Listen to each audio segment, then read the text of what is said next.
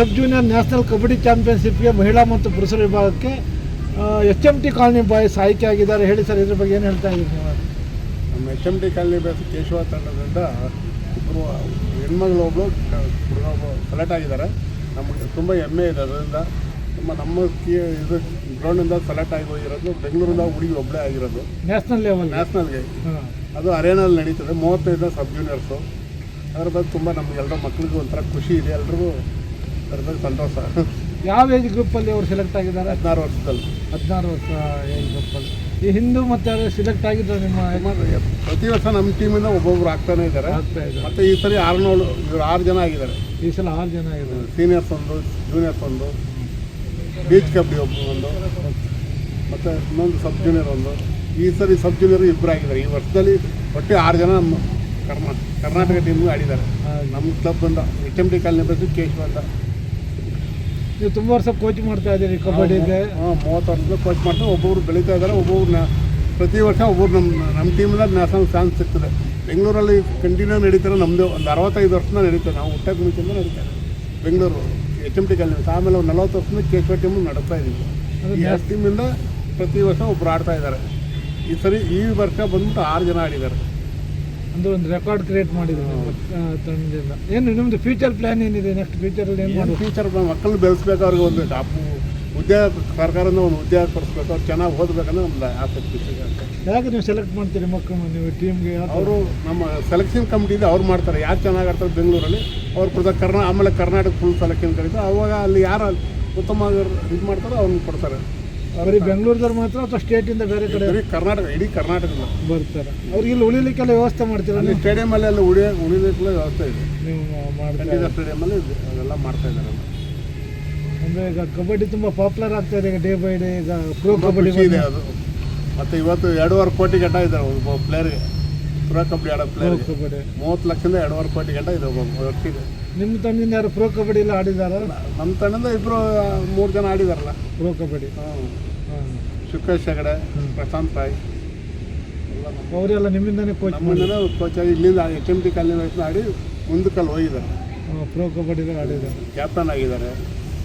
ಈಗ ladies gents ಇಬ್ಬರಿಗೂ coach ಮಾಡ್ತಾ ಇದ್ರು. ಕೋಚ್ ಮಾಡ್ತೀವಿ. ನಮ್ಮ ಕಬಡ್ಡಿ ಇದು BC ರಮೇಶು ಮತ್ತು ಮುನ್ರಾಜು, BC ಸುರೇಶು, ಗೌರೀಶ್ ಎಲ್ಲ ನಮ್ಗೆ ತುಂಬ ಸಹಾಯ ಮಾಡ್ತಾರೆ. ಹುಡುಗರು ಯಾರು ಉತ್ತಮವಾಗಿ ಆಡ್ತಾರೋ ಅವ್ರಿಗೆ ಚಾನ್ಸ್ ಕೊಡಿಸ್ತಾರೆ. ನಮ್ಮ ಇದರಿಂದ ಅವಕಾಶ ಸಿಗುತ್ತೆ. ಅಂದರೆ ಕಬಡ್ಡಿಗೂ ಒಳ್ಳೆ ಫ್ಯೂಚರ್ ಇದೆ ಅಂತ ಹೇಳ್ತೀನಿ. ಬೆಂಗಳೂರು ಅರ್ಬನ್ ನಾನೇ ಜನರಲ್ ಸೆಕ್ರೆಟರಿ ಆಗಿದ್ದೀನಿ. ಅದರಿಂದ ನಮ್ಮ ಮಕ್ಕಳು ಎಲ್ಲ ಬಂದು ಮಾಡ್ತಾರೆ. ಚೆನ್ನಾಗಿ ಖುಷಿ ಆಗ್ತದೆ. ನೀನು ಅವ್ರಿಗೆ ಹೇಳ್ಕೊಡೋಕೆ ಪ್ರತಿದಿನ ನಾವು ಇರ್ತೀವಿ. ಯಾವುದೇ ಕೆಲಸ ಆದರೂ ಕಬಡ್ಡಿ ಬಿಟ್ಟು ಹೋಗಲ್ಲ ನಾವು. ಆ ಥರ ನಿಂತ್ಕೊಂಡಿರ್ತೀವಿ. ಪ್ರತಿದಿನ ತಾಲೀಮ್ ಇರುತ್ತಾ? ಸಂಜೆ ಹೊತ್ತು 40 ವರ್ಷದಿಂದ ಕಂಟಿನ್ಯೂ ಆಡಿಸ್ತಾ ಇದ್ದೀವಿ. ಯಾವುದೇ ಕಬಡ್ಡಿ ಬೇರೆ ಟೀಮ್ಗಳೆಲ್ಲ ಬ್ರೇಕ್ ಆಗಿದೆ. ನಮ್ಮ ಟೀಮ್ ಬ್ರೇಕೇ ಆಗಿಲ್ಲ. 40 ವರ್ಷದಿಂದ ನಾನು ನಡೆಸ್ತಾ ಇದ್ದೀನಿ. ಅದಕ್ಕೆ ಮುಂಚೆ 25 ವರ್ಷ ನಡೆದಿದ್ದು. ನಮ್ಮ ವಿರೋಧ ಪಕ್ಷ ನಾಯಕಿದೆಲ್ಲ ಅಶೋಕ್ ಅವರು ಈ ತಂಡದಲ್ಲಿ ಆಡಿದ್ದಾರೆ. ಅವರು ಇವತ್ತು ನಮ್ಮ ಟೀಮಿಗೆ ಅವರ ಅಧ್ಯಕ್ಷರು ಇವತ್ತಿನಂಟ ಅವ್ರು 16 ಜನಕ್ಕೆ ಮತ್ತೆ ಕೆಲಸ ಕೊಡ್ತಾರೆ ಸರ್ಕಾರದಿಂದ. BMTC ಅವರು ಸಾರಿಗೆ ಸಚಿವರಾಗಿದ್ದಾರೆ. ಎಲ್ಲ ನಮಗೆ 40 ವರ್ಷ ಪ್ರತಿ ವರ್ಷ ಟೂರ್ನಿಮೆಂಟಿಗೆ ತುಂಬ ನಮ್ಗೆ ಸಹಾಯ ಮಾಡ್ತಾರೆ. ಪ್ರತಿ ವರ್ಷ ಅವ್ರ ತಂದೆ ಹೆಸರಲ್ಲೇ ಟೂರ್ನಿಮೆಂಟ್ ಮಾಡ್ತಾಯಿದ್ವಿ. ಮತ್ತು ಗಿರಿ ಇದ್ದಾರೆ, ಆನಂದ್ ಅವರಿದ್ದಾರೆ. ಇವರೆಲ್ಲ ತುಂಬ ನಮಗೆ ಕಬಡ್ಡಿಗೆ ಸಪೋರ್ಟ್ ಮಾಡ್ತೇವೆ ಎಲ್ಲ ಕಡೆ. 40 ವರ್ಷದಿಂದ ಎಷ್ಟು ಜನಕ್ಕೆ ನೀವು ತಯಾರು ಮಾಡಿರ್ಬೋದು ನಿಮ್ಮ ಅಂದಾಜು ಪ್ರಕಾರ? ಯಾರು ಲೆಕ್ಕಕ್ಕೆಲ್ಲ ಒಂದು 500 ಜನ ಮಕ್ಕಳು ಬಂದು ಇರ್ಬೋದು. 10 ಜನ ಪ್ಲೇಯರ್ಸ್ ರೆಡಿ ಮಾಡ್ತಿದ್ದೀವಿ. ಮಾಡ್ತಾಯಿದ್ವಿ. ಸುಮಾರು ಜನಕ್ಕೆ ಅಪಾಯಿಂಟ್ ಆಗಿದ್ದಾರೆ. ನಮ್ಮ HMT ಕಾಲನಿ ಒಂದು 50 ಜನ ಮೇಲೆ ಅಪಾಯಿಂಟ್ ಗೌರ್ಮೆಂಟ್ ಜಾಬ್ ಸಿಕ್ಕಿದೆ.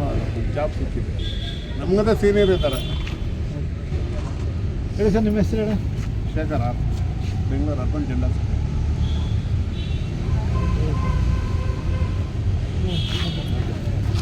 ಹೇಳಿ ಸರ್.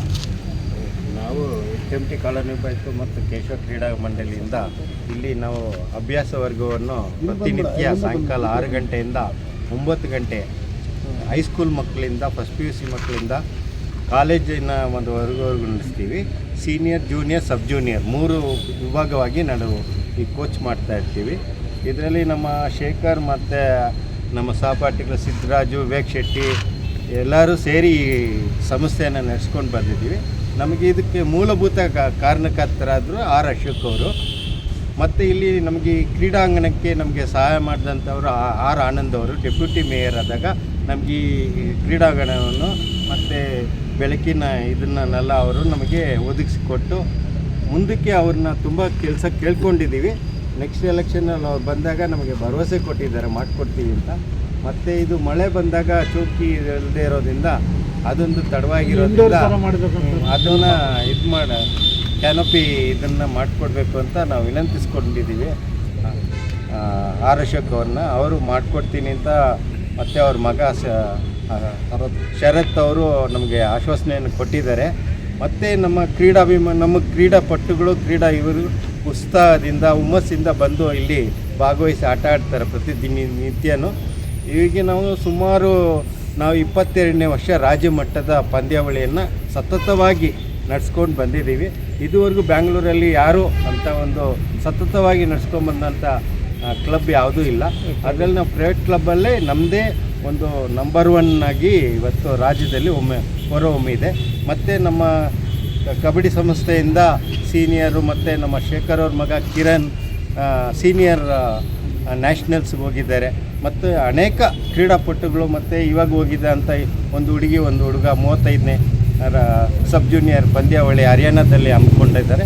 ಅಲ್ಲಿಗೂ ನಮ್ಮ ತಂಡದಿಂದ ಇಬ್ಬರನ್ನ ಆರಿಸಿದ್ದಾರೆ. ಅವ್ರಿಗೂ ನಮ್ಮ ಅಭಿನಂದನೆಗಳು ಹೇಳ್ತೀವಿ, ನಮ್ಮ ಶುಭಾಶಯಗಳು ಹೇಳ್ತಾ ನಾವು ವಿ ಸ್ವಾಮಿನಾಥನ್.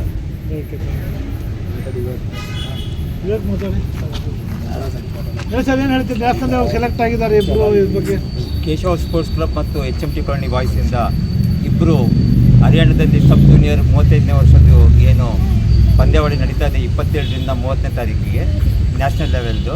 ಅದರಲ್ಲಿ ನಮ್ಮ ಕರ್ನಾಟಕದಿಂದ ಇಬ್ಬರು ಆಯ್ಕೆ ಆಗಿದ್ದಾರೆ. ನಮ್ಮ ಸ್ಪೋರ್ಟ್ಸ್ ಕ್ಲಬ್ನಿಂದಲೇ ಬೆಂಗಳೂರಿಂದ ಲಕ್ಷ್ಮಿ ಮತ್ತು ಆನಂದ್ ಅವರು ಇಬ್ಬರು ಸೆಲೆಕ್ಟ್ ಆಗಿದ್ದಾರೆ. ಅವರಿಗೆ ನಾವು ಶುಭ ಹಾರೈಸ್ತಾ ಇದ್ದೇವೆ, ಒಳ್ಳೆಯದಾಗಲಿ ಅಂತ.